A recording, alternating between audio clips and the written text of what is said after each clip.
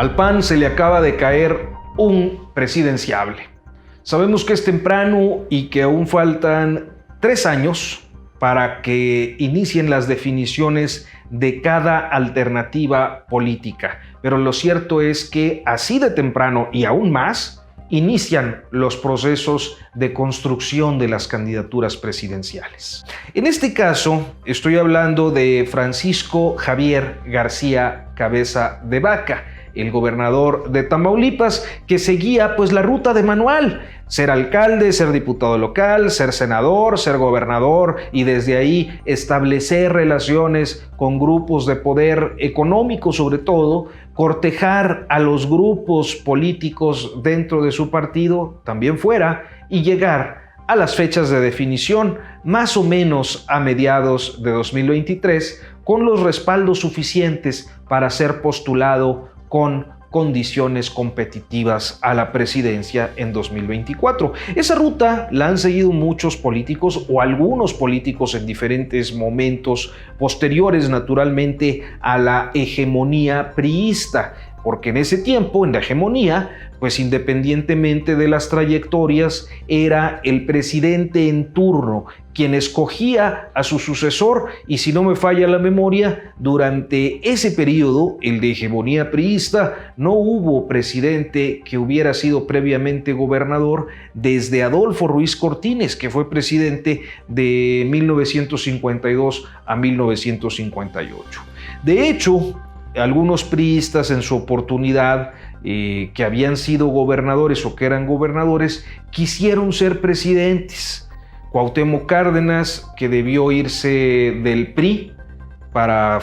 tener su propia postulación y fundar el PRD. Francisco Labastida, que en el 2000 perdió y lo hizo ante un gobernador, el guanajuatense Vicente Fox, que desde el periodo de su ejercicio local, es decir, como gobernador, se le señalaba por andar en campaña presidencial. Las carreras por alcanzar la presidencia suelen arreciar al inicio de un sexenio, aunque existen casos, el del propio presidente López Obrador, por ejemplo, que a su vez fue el equivalente de un gobernador, jefe de gobierno capitalino, y en cuyo periodo inició la construcción de su candidatura, aunque los conciliábulos, la fraudulencia electoral no le permitieron llegar al cargo en su primer intento. Sería 12 o 18 años después. Por uso y costumbre de la política mexicana relacionada con el modelo hegemónico del pasado,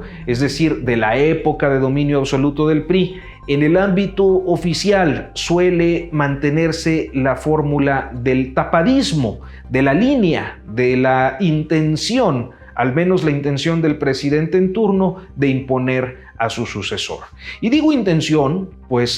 Vicente Fox intentó heredar a Santiago Krill sin conseguirlo, ni convertirlo siquiera en candidato. Felipe Calderón hubiera quedado de plácemes si su sucesor hubiera sido el secretario de Hacienda de aquel tiempo, Ernesto Cordero, y Peña Nieto si hubiera logrado encumbrar a Luis Videgaray. Ninguno de ellos pudo. Con Fox y Calderón, el tapadismo jugó en contra, y la razón principal es que dentro de su propio partido se construían alianzas tempranas para los proyectos a futuro. Es decir, Calderón, por la libre, alineó a grupos políticos del panismo. Josefina Vázquez Mota, aliada con grupos como el de Gustavo Madero dentro del PAN, consiguió la candidatura para enfrentar al PRI, sacándole la vuelta al calderonismo, donde, por cierto, en el PRI, el acuerdo de gobernadores priistas en 2011 permitió posicionar al mexiquense gobernador Enrique Peña Nieto como candidato exgobernador, tras una serie de conciliaciones de intereses y grupos que lograron sortear a otro exgobernador, que era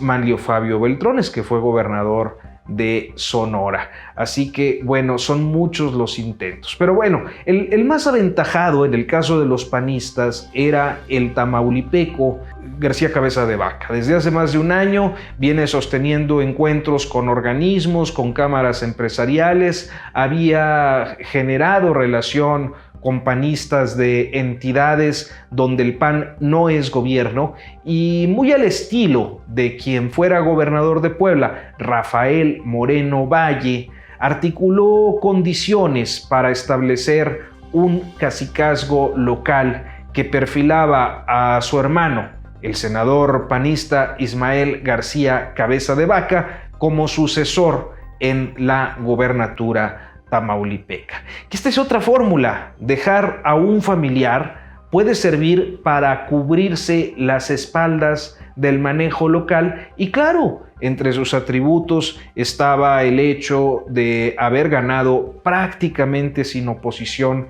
la elección intermedia local de 2019, tener buena relación con la cúpula de su partido y no haber protagonizado ningún escándalo de corrupción de gran calado. Y de repente,